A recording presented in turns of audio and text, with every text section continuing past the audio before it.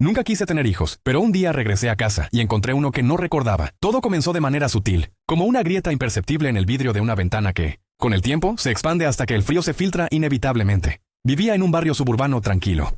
Uno de esos lugares donde las casas se alinean en filas ordenadas, con jardines meticulosamente podados y cercas blancas que parecen sonreír bajo el sol de la tarde. Mi hogar era un bungalow modesto de 2 pisos, con un porche delantero donde solía sentarme a leer durante las tardes de verano, rodeado del aroma dulce del jazmín que trepaba por las columnas y el zumbido distante de los aspersores vecinos. Como profesor de literatura europea en la universidad local, mi vida era una rutina cómoda y predecible. Días llenos de aulas con estudiantes distraídos por sus teléfonos, discutiendo sobre Dostoyevsky o Tolstoy, y noches solitarias con un libro o una serie ligera en la televisión, acompañadas por una taza de té humeante. No tenía familia cercana, salvo mi madre que vivía a unas horas de distancia en una pequeña ciudad, y mis interacciones sociales se limitaban a saludos educados con los vecinos y conversaciones superficiales con colegas. Era una existencia sin complicaciones, y me gustaba así. Ese viernes de septiembre, el aire tenía esa calidad fresca del otoño incipiente, con hojas amarillentas crujiendo bajo mis pies mientras descargaba las bolsas del supermercado de mi Subaru. El sol se ponía temprano, pintando el cielo de un naranja melancólico que se filtraba a través de las ramas de los arces altos que bordeaban la calle. Había comprado lo esencial: café molido, pan integral, algo de queso y verduras que probablemente se marchitarían en el refrigerador antes de que las usara. Al cerrar el maletero, vi a la señora Babbage en su jardín adyacente, regando sus rosas con una manguera que goteaba rítmicamente sobre la tierra húmeda. Era una mujer de unos 70 años, con el cabello blanco recogido en un moño apretado, y una sonrisa perpetua que siempre me hacía sentir como si estuviera en una postal idílica de la vida suburbana. Nos llevábamos bien, intercambiábamos comentarios sobre el clima o recomendaciones de libros, nada profundo, pero amable. «Hola, Harlan», me dijo, ajustando el chorro de agua para que formara un arco perfecto sobre las flores. Su voz era suave, con ese tono cálido de alguien que ha visto muchas estaciones pasar. «Parece que has tenido un día largo. ¿Cómo está tu pequeño? ¿Cuántos años debe tener ahora?» «8, 9, parpadeé, sosteniendo las bolsas en mis brazos, sintiendo un leve desconcierto. ¿Mi pequeño?» No tenía idea de a qué se refería. Tal vez se confundía con el hijo de otro vecino, como el de los Johnson al final de la calle. La miré fijamente esperando que aclarara el malentendido, pero ella solo inclinó la cabeza ligeramente, como si yo fuera el que había olvidado algo obvio. Sus ojos azules nublados por una confusión genuina. «Tu lindo chico», continuó como si explicara algo simple. «Lo vi en su bicicleta por la calle hace un rato. Debe estar en 4º grado ya, ¿verdad?» Un escalofrío sutil me recorrió la espalda, como una brisa fría que se cuela por una puerta entreabierta en una noche de invierno. La señora Babbage no parecía el tipo de persona que sufriera de lapsus mentales. Siempre había sido aguda, recordando detalles triviales como el cumpleaños de mi madre o el modelo exacto de mi auto. Pero esto no tenía sentido en absoluto. Mi pulso se aceleró ligeramente y abrí la boca torpemente, buscando palabras que no sonaran demasiado bruscas. «Ah, sí, mi pequeño», murmuré, forzando una sonrisa que se sentía rígida en mi rostro. Ella se iluminó inmediatamente, como si todo estuviera resuelto. «Sí, debe estar en 4º grado, ¿no es así?» «Claro, quiero decir, sí, lo está. ¡Qué chico tan lindo!», dijo con un suspiro nostálgico, y volvió a concentrarse en sus rosas, el agua salpicando suavemente sobre los pétalos rojos. Caminé hacia mi puerta principal, sintiendo un peso inexplicable en el pecho, como si hubiera inhalado humo invisible. Era un momento extraño, casi triste, y me pregunté si su esposo, el señor Babbage, había notado signos de esto antes. Esperaba que fuera solo un lapsus momentáneo, no el preludio de algo más grave como el deterioro cognitivo. Sacudí la cabeza para despejar la inquietud y entré en casa, dejando las bolsas en el mostrador de la cocina. Tenía un día largo detrás de mí, con clases que se habían extendido más de lo esperado, y solo quería quitarme los zapatos, sentarme en el sofá de la sala y perderme en algo ligero en la televisión. Quizás una comedia vieja para disipar el cansancio, pero apenas me quité un zapato. De pie en el pasillo con el piso de madera fría bajo mi calcetín, lo olí, algo quemándose en la estufa. Un aroma acre y pegajoso, como queso derretido que se carboniza, mezclado con un toque de especias que hacía que mi nariz se arrugara. El olor llenaba el aire como una niebla espesa, invadiendo mis pulmones y haciendo que mi estómago se revolviera ligeramente. ¿Qué demonios? No había dejado nada cocinando. Mi cocina era un espacio pequeño y ordenado, con gabinetes blancos relucientes, una estufa eléctrica y una ventana que daba al patio trasero, donde el crepúsculo proyectaba sombras alargadas sobre el césped descuidado. Corrí hacia allí, casi tropezando por el zapato que aún llevaba puesto, mi corazón latiendo un poco más rápido de lo normal, y me detuve en seco en el umbral. Allí estaba, un niño flaco, de quizás 8 o 9 años, con cabello rubio como paja seca que le caía en mechones desordenados sobre la frente, de pie frente a la estufa, friendo lo que parecía ser macarrones con queso en mi sartén favorita. Llevaba una camisa mía, una de algodón azul que reconocí inmediatamente, demasiado grande para él, colgando como un vestido improvisado que le llegaba hasta las rodillas. Sus movimientos eran torpes pero decididos, removiendo la pasta burbujeante con una cuchara de madera mientras el queso se derretía y se quemaba en los bordes, enviando volutas de humo azuladas hacia el techo. Solté un grito ahogado, mi mente dando vueltas en un torbellino de confusión y alarma. ¿Quién era este niño? ¿Cómo había entrado en mi casa? El pánico inicial se transformó rápidamente en la compostura autoritaria que usaba en mis clases universitarias cuando un estudiante interrumpía la lección. «Disculpa», dije con voz firme pero temblorosa. «¿Quién eres? ¿Qué estás haciendo aquí?» El niño giró la cabeza bruscamente, su cabello ondeando alrededor de su rostro pálido y pecoso, y me miró con ojos amplios y sorprendidos, de un azul profundo que parecía absorber la luz de la cocina. «Papá», respondió, su voz temblando con una mezcla de miedo y confusión. «¿Qué quieres decir?» Estoy aquí. Su acento era extraño. Un matiz eslavo que hacía que las palabras se enredaran en su garganta, como si el inglés no fuera su lengua materna, aunque lo hablaba con fluidez infantil. Parecía genuinamente aterrorizado, un niño confundido ante la ira inesperada de un adulto, y algo en su expresión me hizo dudar por un segundo. «¿Quieres un poco de macarrones, papá? Toma un poco. Extendió un plato improvisado hacia mí. Sus manos pequeñas temblando ligeramente, las uñas cortas y sucias con restos de tierra. La camisa mía olía a mi detergente familiar, pero debajo había algo más, un aroma terroso, como pan recién horneado mezclado con tierra húmeda de un bosque lejano. Mi mente daba vueltas, tratando de procesar la escena. ¿Ruso? ¿Ucraniano? No importaba. Este niño no pertenecía a mi cocina, a mi casa, a mi vida. Levanté las manos en un gesto conciliador, el mismo que usaba en las aulas para calmar debates acalorados. «Lo siento», dije, mi voz más suave ahora. «No sé quién eres. ¿O qué es esto? ¿Cómo entraste?» Sus ojos se agrandaron aún más, llenos de un terror puro que me hizo sentir como un monstruo. Siguió removiendo la comida mecánicamente, como si el acto lo anclara a la realidad. «Es macarrones, papá. Tu favorito. Con chile y queso. ¿No lo recuerdas?» El aire en la cocina se sentía más pesado de repente, como si el humo del queso quemado estuviera cargado de algo intangible. Una presencia invisible que me observaba desde las sombras de los gabinetes. Mi pulso latía en mis oídos y un sudor frío se formó en mi nuca. Me senté en la mesa de la cocina, la madera fría bajo mis palmas, tratando de racionalizar. ¿Un niño perdido? ¿Una broma elaborada? Pero nada encajaba. Le pregunté su nombre y él respondió con una simplicidad desarmante. «Dmitri». Afirmaba ser mi hijo, hablando de una madre que había existido en algún momento, pero sus recuerdos eran vagos, borrosos como sueños medio olvidados bajo la luz del amanecer. «Has sido papá toda mi vida. Toda mi vida, papá», repetía, su acento rodando las palabras como piedras en un río. Intenté tener conversaciones serias con él, sentados en la sala donde la luz de la lámpara proyectaba sombras danzantes en las paredes empapeladas con motivos florales descoloridos. Le expliqué pacientemente que era imposible, que nunca había tenido un hijo, que debía haber una confusión terrible, quizás un error de dirección o un familiar perdido. Pero cada intento terminaba en lágrimas, él aferrándose a mí con brazos delgados y fríos como ramas de invierno, su cuerpo temblando contra el mío mientras suplicaba con voz quebrada. «Por favor, papá, recuérdame. No me dejes. No me olvides». Cada súplica enviaba ondas de inquietud a través de mí, como si sus palabras excavaran en mi mente, desenterrando dudas que no sabía que existían. Mi casa, que siempre había sido un refugio de soledad, ahora se sentía invadida, las habitaciones familiares pareciendo ligeramente alteradas, como si los muebles hubieran sido movidos unos centímetros en mi ausencia. La confusión se profundizó esa misma noche cuando mi madre llamó. Estaba en la sala, el teléfono cordless en la mano, el niño jugando en el piso con bloques de madera que juraría no haber visto antes, apilándolos en torres inestables que se derrumbaban con un clac suave. «¿Cómo está mi nieto?», preguntó ella casualmente, su voz cálida y familiar a través de la línea, como si estuviera comentando el clima. No supe qué decir. El silencio se extendió, tenso como una cuerda estirada al límite, mi mente corriendo para encontrar una explicación. Finalmente le conté todo, el niño extraño en la cocina, la conversación con la vecina, la absoluta falta de recuerdos. «Mamá, no tengo un hijo. Nunca lo he tenido. Esto debe ser un error». Ella jadeó ligeramente, luego rió con esa risa indulgente que usaba cuando pensaba que bromeaba.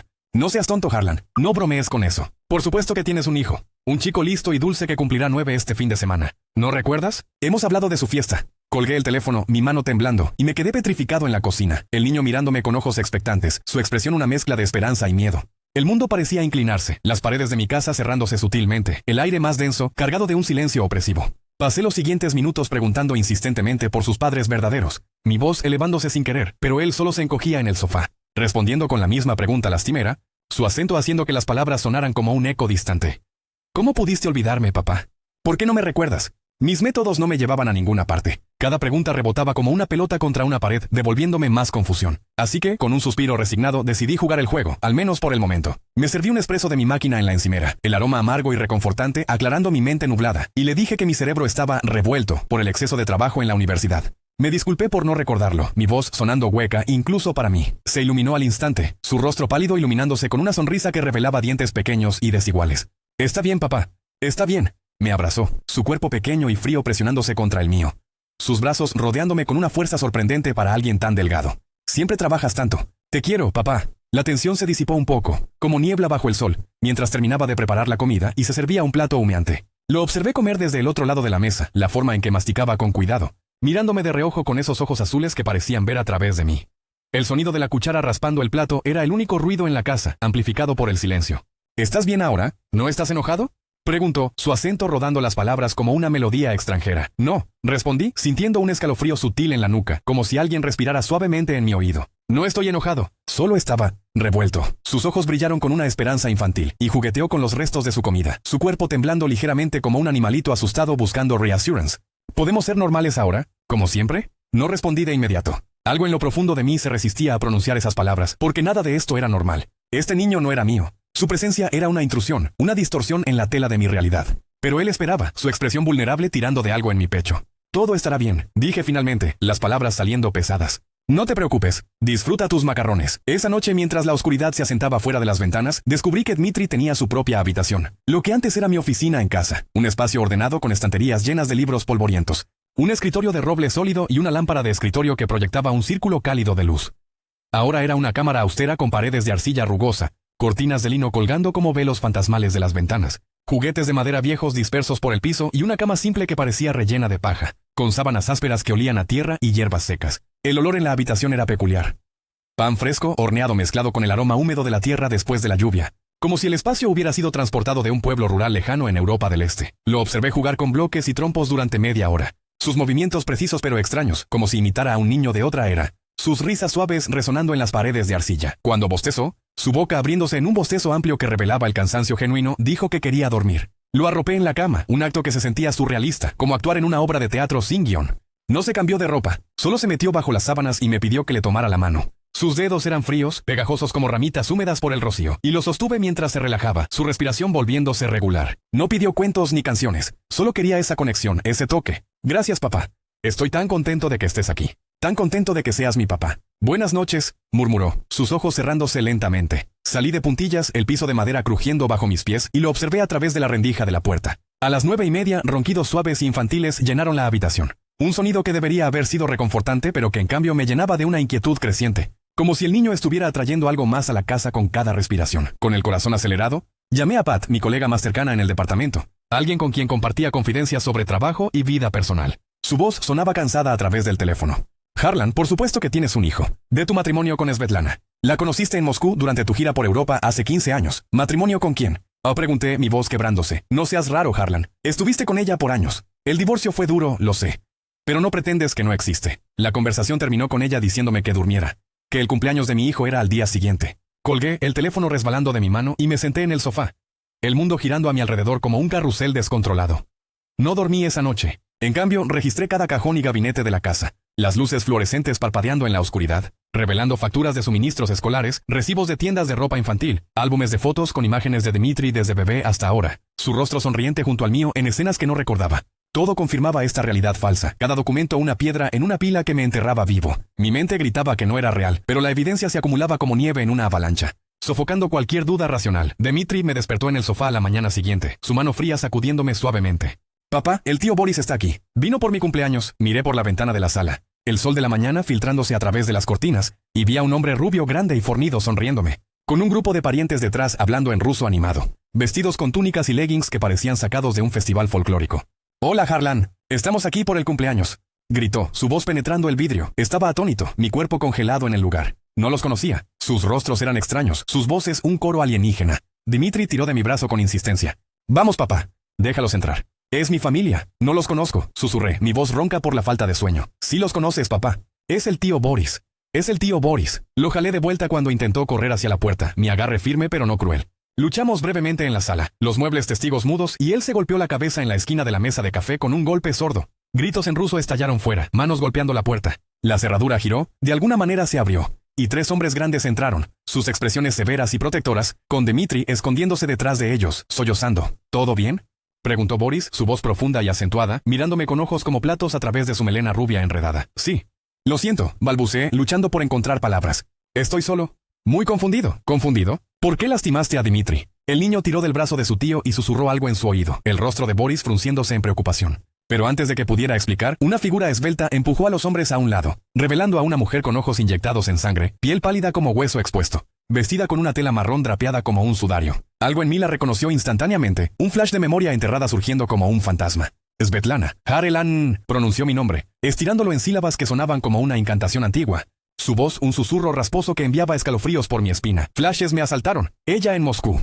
15 años atrás, sus manos en mi cintura fuera de la Plaza Roja. sus labios susurrando cantos en las sombras de la Catedral de San Basilio. El aire frío de la noche cargado de promesas oscuras que ahora se sentían como maldiciones. Su presencia llenaba la habitación, el aire volviéndose espeso, opresivo, como si absorbiera la luz. Svetlana tomó el hombro de Dmitri, sus uñas largas rozando su piel, y me miró con esos ojos que parecían pozos sin fondo. Solo dile que será normal, Harlan. Dile que todo será normal ahora. No, esto no estaba pasando. Nada de esto era real. Descalzo y aún en la ropa del día anterior, huí por la puerta trasera, mis pies golpeando el césped húmedo del patio, salté al Subaru y aceleré por la calle. En el espejo retrovisor, mi casa no parecía mi casa en absoluto. Parecía una choza con techo de paja, humo saliendo de una chimenea improvisada.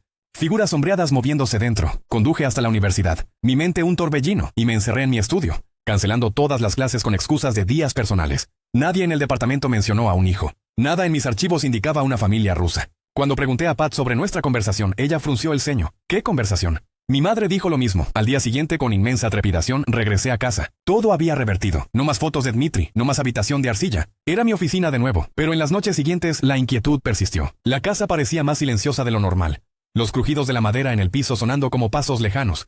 El viento fuera susurrando nombres que no podía descifrar. Empecé a notar pequeños cambios. Un bloque de madera olvidado en una esquina de la sala. Un olor fugaz a pan fresco en el aire cuando entraba en una habitación. Un dibujo infantil garabateado en la parte trasera de un recibo que encontré en mi escritorio. Intenté ignorarlos, convenciéndome de que eran trucos de mi mente agotada. Pero cada noche, al acostarme, sentía una presencia en las sombras. Como si ojos invisibles me observaran desde los rincones oscuros, investigando en línea sobre folclore ruso. En sesiones febriles frente a la pantalla de mi computadora, encontré menciones a Chernaya Vedma, brujas negras que se disfrazan de mujeres ordinarias, tejiendo maldiciones que alteran la realidad, atrayendo a los desprevenidos a familias fantasmales que se materializan de la nada. Historias de hombres que, tras un encuentro fugaz en tierras lejanas, se encontraban atados a entidades sobrenaturales que reclamaban parentesco, distorsionando recuerdos y realidades hasta que la víctima no podía distinguir lo verdadero de lo ilusorio. Las descripciones coincidían, el acento eslavo, el aroma terroso, los ojos que absorbían la luz. Leí sobre rituales para romper tales maldiciones, pero parecieron absurdos, reliquias de supersticiones antiguas que no tenían lugar en mi mundo racional. A veces,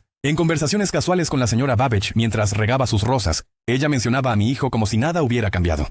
Tan lindo, siempre saludando con esa sonrisa tímida. Me ofreció macarrones una vez, quemados pero con tanto entusiasmo. Yo asentía, forzando una risa, pero dentro de mí, el terror crecía como una enredadera, enredándose en mis pensamientos. Y en las noches silenciosas, cuando el viento susurraba contra las ventanas como dedos arañando el vidrio, escuchaba ronquidos suaves provenientes de la oficina. Un sonido que se filtraba a través de las paredes como un eco de otro mundo. Me levantaba, el corazón latiendo con fuerza, y abría la puerta solo para encontrar la habitación vacía, los libros en sus estantes, el escritorio inmaculado. Pero el sonido persistía en mi mente, y a veces, en la oscuridad, sentía dedos fríos tomando mi mano, una presión ligera pero insistente que me hacía saltar de la cama, encendiendo todas las luces para disipar las sombras. Los sueños comenzaron poco después. En ellos caminaba por calles empedradas de Moscú, bajo una nieve eterna, Svetlana a mi lado, su risa un tintineo cristalino que se transformaba en un aullido gutural. Dmitri corría delante, su figura pequeña desvaneciéndose en la niebla, llamándome papá, con una voz que resonaba en mis huesos. Despertaba sudando, el dormitorio familiar pareciendo ajeno, las paredes cerrándose como las de una tumba. El terror culminó una noche de tormenta, cuando el trueno retumbaba como risas distantes y la lluvia azotaba las ventanas como uñas frenéticas. Desperté de un sueño agitado con un sobresalto, el corazón martilleando en mi pecho, y allí estaba, Dmitri al pie de mi cama, su silueta recortada contra el relámpago que iluminaba la habitación en flashes intermitentes. Sus ojos brillaban en la oscuridad, dos puntos de luz fría que me perforaban el alma. Papá, ¿por qué intentas olvidarme? Somos familia. Para siempre. Intenté gritar, pero mi voz se atoró en la garganta, un nudo de pánico puro. La habitación se transformó ante mis ojos.